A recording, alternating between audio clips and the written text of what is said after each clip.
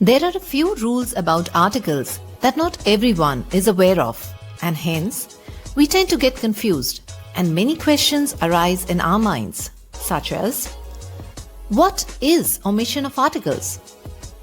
Is it correct to say, let's have a lunch together, etc.?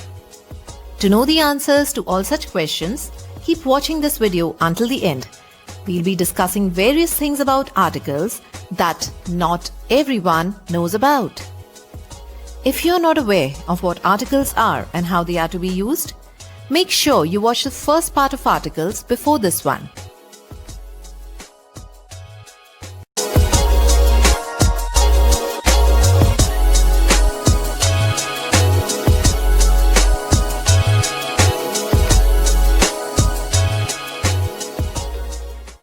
Hello friends, welcome back to the English Diaries. Let's start with discussing omission of articles first. This is a concept that you must know, and it will help you understand articles in English language better. Omission of articles. This is really important. In many situations, articles are omitted before certain nouns. What I mean is that they are cut out and deleted before a few nouns. Such articles are called zero articles. If you're a French learner, you might have the habit of using articles in front of each noun, since articles aren't omitted in French. But, as I just told you, it's not like that in English.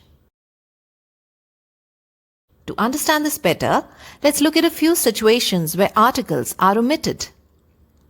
I'm sure that all of us have heard people in our offices say, let's go for a coffee. Have you ever stopped and thought whether this phrase in usage is actually correct or not? In reality, it is incorrect. This sentence is a clear example of a common mistake. The right way to say this sentence is, let's go for coffee. This is so because there are certain rules in English that tell us to omit articles. Now you tell me, what is coffee? It's a beverage, right? And in English, before beverages, we do not use articles. Hence, we have not used an article before coffee. More instances. Let's call them over for a dinner. What do you think about this one? Is this sentence correct or incorrect? Well, it is incorrect. This is wrong usage of articles. There is a reason behind it, and that is the fact that we don't place articles before meals. If needed, note down these points. Doing so will help you learn the correct usage, thus preventing mistakes. It will also help you remember these points. Otherwise, you can revisit this video anytime you like. Let's take another example. What did you eat for lunch? I'm sure that by now, you can easily tell whether this sentence is right or wrong. Let me confirm that this sentence is correct and shows us the right usage of articles. Here, the article has been omitted before lunch, since it is a meal of the day. Articles are omitted before certain abstract nouns as well. For example, music is therapeutic for the soul. You won't say the music is therapeutic for the soul, right? However, if we are referring to some specific music, we may use the. For instance, the music at the A.R. Rahman concert was mesmerizing.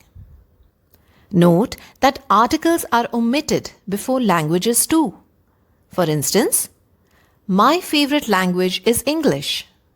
We won't say the English, but simply English. Articles are omitted when we talk about sports. Try to think of yourself. If you wish to say that your favorite sport is cricket, how would you phrase that? You would probably say, my favorite sport is cricket. Did you use any article before cricket? No, right? This is because articles are not used when we talk about sports. Let's look at a few more examples. Hockey is the national sport of India, not the hockey is the national sport of India. Now, let's have a look at articles being omitted before subjects.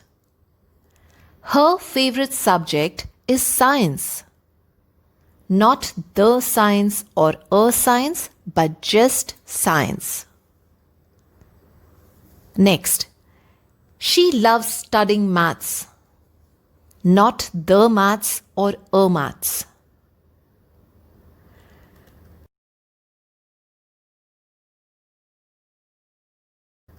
Article before an adjective. Hey, did you know that articles are used before adjectives? Though articles themselves function as adjectives in a sentence sometimes, it is true that they are placed before adjectives too. If and when a noun is preceded by an adjective, the article precedes the adjective. Thus, the correct order for using articles before adjectives is article, followed by adjective, followed by noun. And the choice of article is made as per the general rules of articles discussed earlier. For instance, this is an interesting movie. That is a boring movie. Did you notice the way in which I used articles in these sentences? I placed the article first, then the adjective, and the noun at last.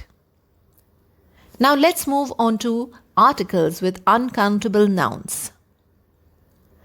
Those nouns which are tough or impossible to count are called uncountable nouns.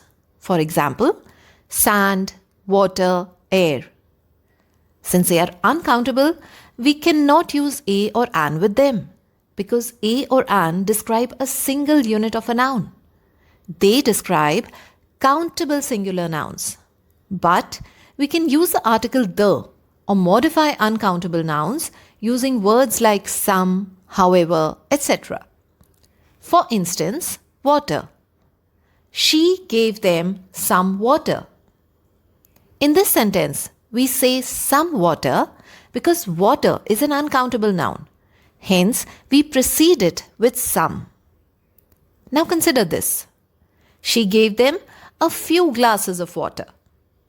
Over here, we are again referring to water, but in countable units. In this case, glasses. Therefore, it is correct to say a few glasses of water. Another common one. Put some ice in the ice box. Again over here, the word ice can refer to either ice cubes or to crushed ice. And since we aren't sure which one it is, we refer to it as an uncountable noun and hence precede it with the word some. Now consider this sentence. Put a few ice cubes in the ice box.